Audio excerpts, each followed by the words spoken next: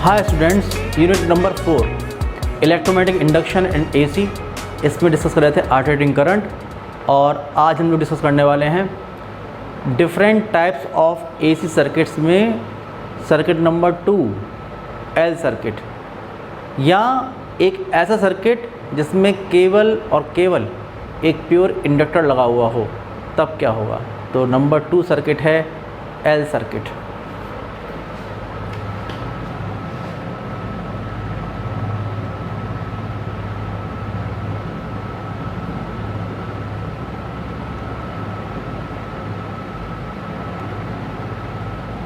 Circuit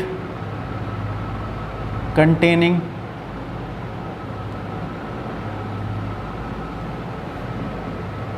pure inductor, इसको हम कहते हैं एल सर्किट। हमने एक एसी सोर्स लिया, ये एक एसी सोर्स है, और इसको कनेक्ट कर दिया, कनेक्शन वायर ले लेके आए हम लोग।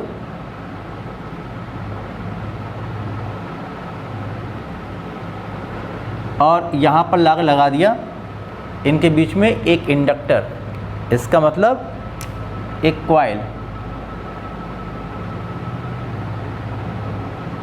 ये लगा दिया। मान लीजिए सेल्फ इंडक्टेंस इसका है L, और जो सोर्स वोल्टेज है, इसी सोर्स वोल्टेज ये है V = V0 sine omega T. Source voltage V = V0 sine omega T, यह है वोल्टेज। अब आप देखिए कि सबसे शुरुआत में क्या होगा कि जब ये पॉजिटिव ये नेगेटिव, तो करंट फ्लो होना शुरू होगी ऐसे, ये करंट फ्लो होगी। और आपको पता है कि इसका मतलब करंट पहले 0 से बढ़ना शुरू करेगी पीक वैल्यू तक, लेकिन जब करंट बढ़ेगी तो इससे जो लिंक्ड फ्लक्स है वो बढ़ेगा। जब इससे लिंक्ड फ्लक्स बढ़ेगा तो यहाँ पर Faraday's law of electromagnetic induction के अकॉर्डिंग एक बैक ईएमएफ, एक इंड्यूस्ड ईएमएफ प्रोड्यूस होगा, जो इस करंट के बढ़ने को या इससे लिंक जो फ्लक्स है उसको बढ़ने को अपोज करेगा। E = -LdI/dt, जो करंट को बढ़ने से रोकेगा। फिर अब यहाँ से आप देखिए, जब पहुँच जाएगी पीक वैल्यू पे तो करंट कम होना शुरू होगी।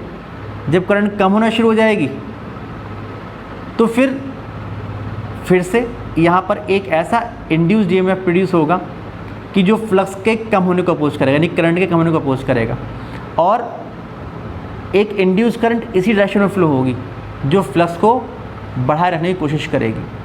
फिर उसके बाद अब यहाँ पर डायरेक्शन चेंज होगा। अब जो करंट होगी 0 होके अब करंट फ्लो होगी यहाँ से यहाँ, फिर बढ़ेगी अपोजिट डायरेक्शन में ऐसे। जब ऐसे बढ़ेगी तो लिंक फ्लक्स बढ़ेगा इस डायरेक्शन में, तो फिर से यहाँ पर एक बैक ईएमएफ प्रोड्यूस होगा जो इस करंट के या इससे इस डायरेक्शन में लिंक मैग्नेटिक फ्लक्स के बढ़ने को अपोज करेगा। फिर करंट जब बढ़ गई मैक्सिमम वैल्यू तक, नेगेटिव वैल्यू तक, फिर उसके बाद वापस 0 आना शुरू होगी, यानी करंट कम होना शुरू हो जाएगी। तो फिर जब करंट कम होगी इस डायरेक्शन में, तो फिर इसी डायरेक्शन में जो इंड्यूस करंट है वो फ्लो होकर इसके कम होने को अपोज करेगी। इसका मतलब बार बार अगर यहाँ पर जो करंट है अगर वो कांस्टेंट नहीं है, अगर वो स्टेडी नहीं है, तो फिर करंट DI/dt रेट से चेंज हो रही होगी। उस केस में यहाँ पर एक बैक ईएमएफ या एक इंड्यूस्ड ईएमएफ प्रोड्यूस हो जाएगा, और उसकी वैल्यू जो होगी वो कितनी होगी, जो बैक ईएमएफ प्रोड्यूस होगा, from Faraday's law of electromagnetic induction, back induced EMF ये होगा E = -LdI/dt। ये हम आपको पढ़ा चुके हैं। तो इतना ये बैक ईएमएफ होगा। अब आप देखिए कि हमने यहाँ से स्टार्ट किया, लौट कर अगर इसी पॉइंट पर आ जाएंगे तो किरचॉफ सेकंड लॉ आपको याद होगा कि ये वोल्टेज लगा हुआ था और प्लस यहाँ पर इसके अक्रॉस बैक ईएमएफ ये प्रोड्यूस हुआ, तो इनका समेशन कितना होना चाहिए? 0। तो आप लिखेंगे but for this close loop, but for closed loop जो V प्लस E है ये होना चाहिए 0। कोई रेजिस्टेंस भी सर्किट में है नहीं। ओमिक रेजिस्टेंस ध्यान रखिएगा कि इसका ओमिक रेजिस्टेंस 0 होगा क्योंकि लिखा है प्योर इंडक्टर। प्योर का मतलब ये हुआ कि केवल इंडक्टर है, कोई ओमिक रेजिस्टेंस वगैरह यहाँ पर है नहीं। तो V plus E is equal to 0 हो जाएगा। अब आप इक्वेशन 1 से और इक्वेशन 2 से V की और E की वैल्यू को पुट कर दीजिए। आप लिखेंगे कि putting values of V and E from 1 and 2 we get, जब पुट करेंगे तो V की जगह होगा V0 साइन ओमेगा टी और प्लस E जगह हो जाएगा minus L D I upon D T is equal to 0। तो इसको उधर ले जाएंगे तो हो जाएगा L D I upon D T is equal to V0 sine omega T. ये हो जाएगा। ये यहाँ से अगर डी आई निकालेंगे तो D I is equal to हो जाएगा V0 upon L sine omega T D T. ये हो जाएगा। आपको वोल्टेज पता था, वोल्टेज है V is equal to V0 sine omega T. आपको करंट नहीं पता है, तो करंट पता करने के लिए अगर आप इसको इंटीग्रेट कर देंगे तो आप लोगों को करंट भी मिल जाएगी। ठीक है, तो आप लिखेंगे integrating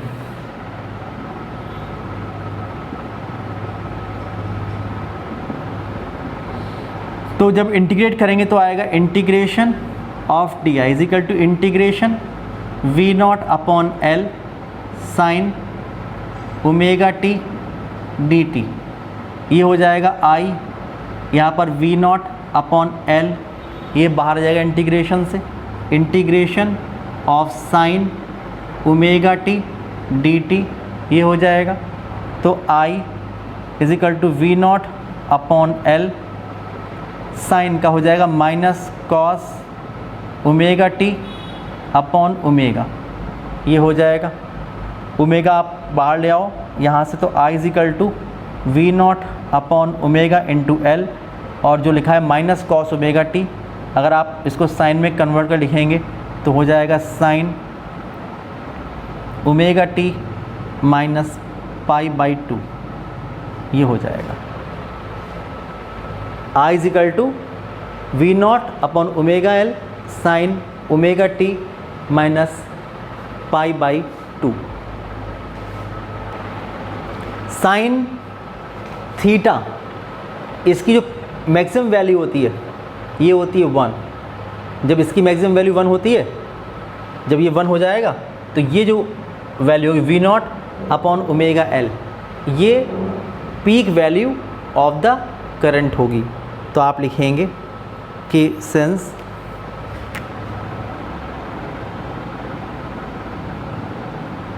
maximum value of sine omega T minus pi by 2 is 1, so peak value of alternating current, जिसको हम I0 से रिप्रेजेंट करते हैं, ये हो जाएगा V0 upon omega into L। ये निकल के आएगा इक्वेशन नंबर 3, सपोज ये इक्वेशन नंबर 3 आ जाएगी। अब आप लोग यहाँ पर लिख दोगे I0, तो आप लिखेंगे इट इम्प्लाइज दैट या hence I is equal to I not sine omega T minus pi by two, ये निकल के आती है हमारे पास करंट जो इस सर्किट में फ्लो हो रही है। आप देखिए वोल्टेज है V is equal to V not sine omega T ये, और जो करंट है ये है I is equal to I not sine omega T minus pi by two, ये यहाँ पर करंट है। तो आप देख रहे हैं कि from 1 and 4 sign omega T minus पाई अगर लिखें तो आप देखेंगे कि जो फेज़ डिफरेंस है यहाँ पर, ये फेज़ एंगल कितना है ओमेगा टी, यहाँ कितना फेज़ एंगल है omega T minus pi by to, तो इसका phase angle pi by to से लैग कर रहा है। तो इसका मतलब कि आई जो है ये लैग करती है वोल्टेज से, या वोल्टेज लीड करता है। एक चीज़ अगर लैग कर रही है दूसरी लीड करेगी, तो वोल्टेज लीड कर रहा है और करंट लैग कर रही है, ये बात पता लगती है। और जो फेज़ एंगल है, जो फेज़ डिफरेंस है, ये है पाई बाई टू। तो आप लिखेंगे फ्रॉम 1 and 4,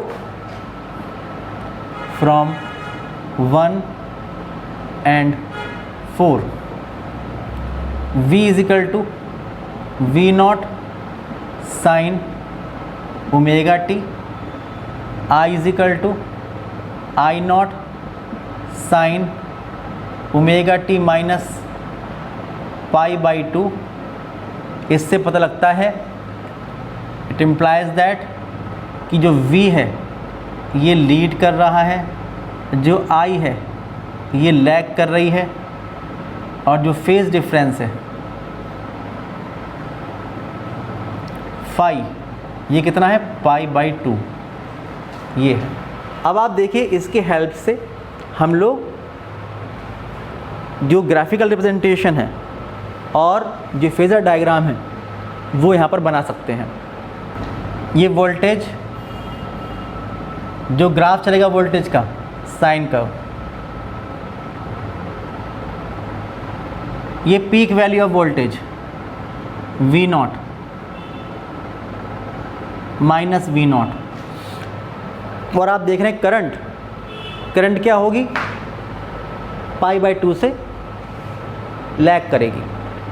जब पाई बाई टू से लैग करेगी तो इसका मतलब जो इसकी पीक वैल्यू है, आप जानते हैं जो लीड करता है उसकी पीक वैल्यू पहले आती है, जो लैग करता है उसकी पीक वैल्यू बाद में आती है। तो इसका जो करंट है, अगर आप यहाँ पर बनाएंगे करंट को, तो आप देखेंगे इसकी पीक वैल्यू कहाँ पर आएगी, बाद में आएगी। कितना एंगल से पाई बाई टू से। ये फुल रोटेशन है, कंप्लीट 1 रोटेशन, तो ये हाफ रोटेशन और ये 1/4 रोटेशन, ये 1/4 रोटेशन। तो आप देखेंगे कि इसकी जो वैल्यू है करंट की वो इसके बाद में आएगी, यहाँ पर करंट की पीक वैल्यू आएगी इस पॉइंट पर, ओके। और ऐसे ही इसके बाद यहाँ पर पीक वैल्यू कहाँ पर आएगी, यहाँ पर आएगी। तो अगर आप बनाओगे तो आप देखोगे कि वो चलेगी ऐसे, ये चलेगा। आप देखेंगे कि ये होगा माइनस आई नॉट, फिर ये जो होगा ये होगा आई नॉट, फिर ये जो होगा ये होगा माइनस आई नॉट। समझ पा रहे हैं? और आप देखिए कि ये 1/4 रोटेशन, इसका मतलब जो फाई रहेगा यहाँ पर वो 1/4 रोटेशन के इक्वलेंट जो फेज़ एंगल होता है ये पाई बाई टू का होता है। 1 रोटेशन टी का होता है या 2 पाई का होता है। तो अगर ये t/4 है, एक 2 पाई का 1/4, तो 2 पाई का 1/4 कितना होगा पाई बाई टू या t/4, एक ही बात है। तो ये इसका ग्राफिकल रिप्रेजेंटेशन होगा, जहाँ पर आप देख रहे हैं जो फेज़र डायग्राम होगा उसके लिए हम यहाँ पर से जो फेज़ डिफरेंस है ये निकाल पा रहे हैं कि phi is equal to pi by two, ये हो जाएगा। अगर आप इसका फेज़र डायग्राम बनाएंगे तो आप बना सकते हैं फेज़र डायग्राम। देखिए कैसे बनेगा फेज़र डायग्राम। फेज़र डायग्राम बनाने के लिए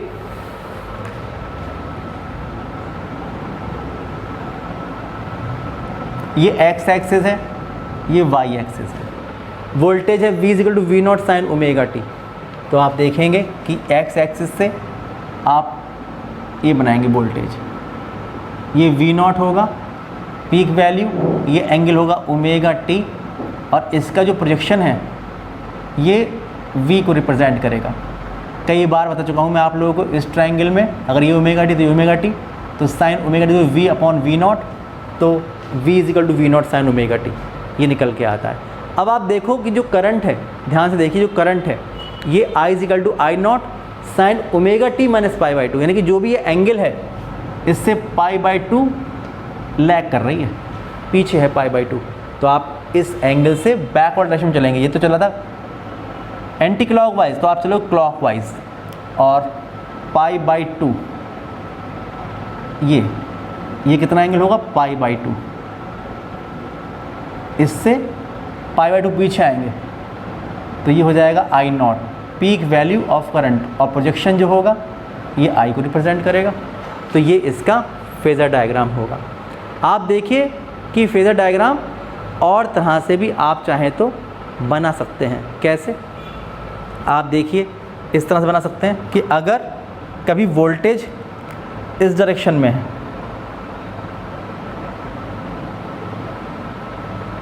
कभी वोल्टेज अगर इस डायरेक्शन में है ये, तो करंट क्या करेगी, करंट पाई बाई टू से लैग करेगी। तो ये बना देंगे आप लोग, ये करंट जो है ये पाई बाई टू से लैग करेगी, नीचे ये जाएगी। और अगर मान लीजिए मैं आपसे कहूँ कि भाई करंट ये है, तो वोल्टेज क्या करेगा, लीड करेगा पाई बाई टू से। तो आप देखिए, लीड का मतलब इस तरफ, ये लीड करेगा कितने एंगल से, पाई बाई टू से। तो आप ये भी बना सकते हो पाई बाई टू से, ये भी इसके फेज़र डायग्राम इस तरह भी आप बना सकते हैं। इसके बाद एक बहुत ही इम्पॉर्टेंट टॉपिक इसी से रिलेटेड आता है, यह है इंडक्टिव रिएक्टेंस।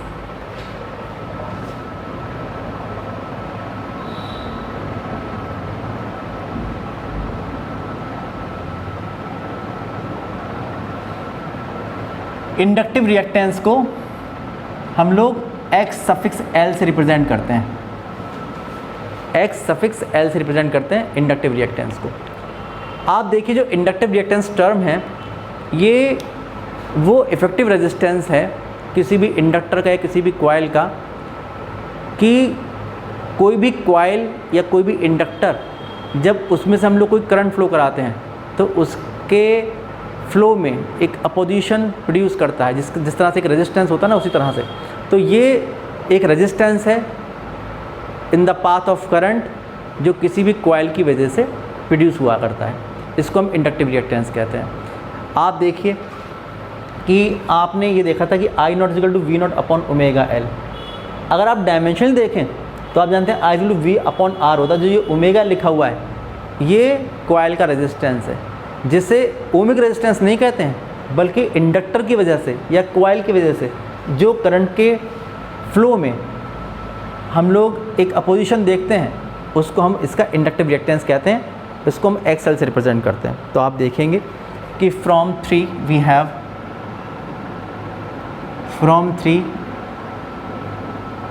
हैव कि I naught is equal to V naught upon omega L. तो आप देखें comparing with I is equal to V upon R, तो ये जो है ये है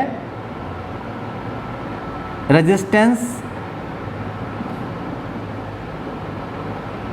ड्यू टू इंडक्टर,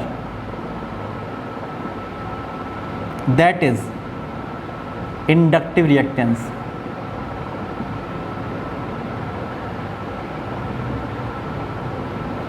इसको हम एक्सएल से रिप्रेजेंट करते हैं। बात वही v अपॉन आई ही होता है। मान लो किसी भी इंडक्टर के अक्रॉस आप देखते हैं वोल्टेज लगा हुआ है v और करंट फ्लो हो रही है I, तो आप एक्सएल कैसे निकालोगे, v अपॉन आई से निकाल सकते हो। डायमेंशन ऑफ रेजिस्टेंस इसकी होगी, ओम इसका यूनिट होगा। और अगर आप देखेंगे यहाँ से तो ये कितना आ रहा है यहाँ पर से, ओमेगा इंटू एल। लेकिन आप जानते हैं ओमेगा जो होता है वो होता है 2 पाई अपॉन टी। जो ओमेगा होता है ये होता है 2 pi upon T into L, और 1 अपॉन टी क्या होता है एफ। तो एक्स एल इजिकल टू हो जाएगा या तो ओमेगा एल या 2 पाई FL, ये होगा। और इसका जो यूनिट होगा, अगर ये वोल्ट में और ये एम्पियर में है तो ओम ही होगा, ओम ही होगा, कोई और यूनिट नहीं होगा। इसका यूनिट वही होता है जो रेजिस्टेंस का होता है। तो ये हुआ, आप देख रहे हैं यहाँ से कि जो XL है that is directly proportional to F। एक तो फ्रीक्वेंसी के डायरेक्टली प्रोपोर्शनल होता है, और दूसरी बात कि XL is directly proportional to self inductance, inductance के भी डायरेक्टली प्रोपोर्शनल होता है। कभी ग्राफ प्लॉट करने को आएगा तो आप ग्राफ प्लॉट कर सकते हैं। आप देखिए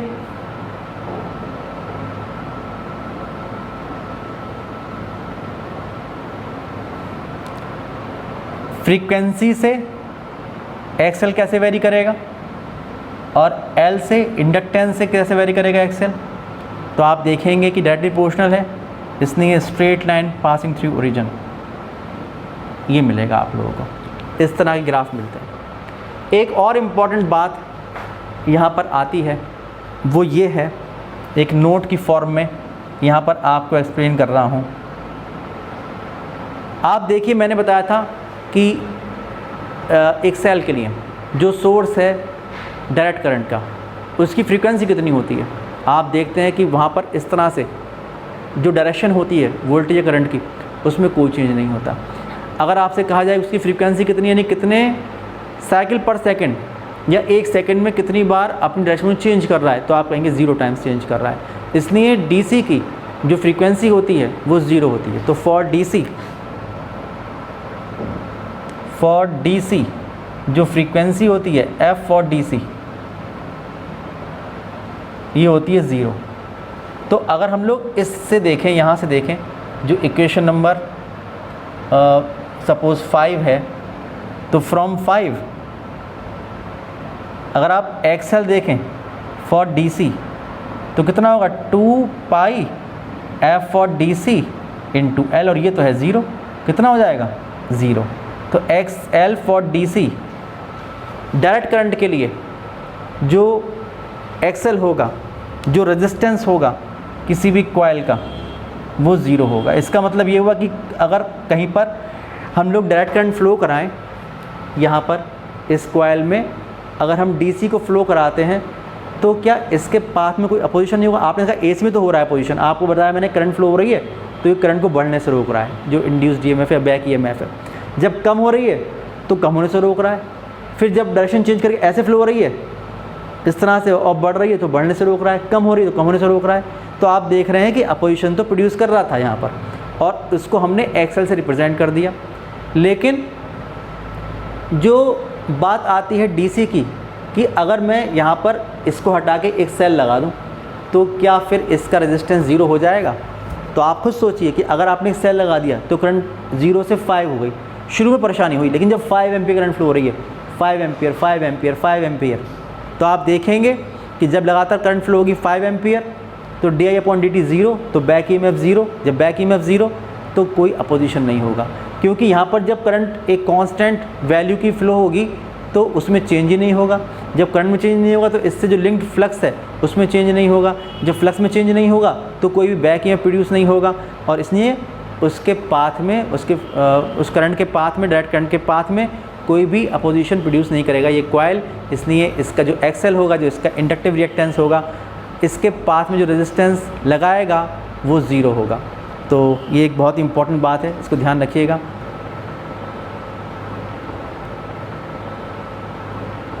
नेक्स्ट वीडियो में हम लोग थर्ड सर्किट डिस्कस करेंगे, C सर्किट। तब तक के लिए बाय बाय।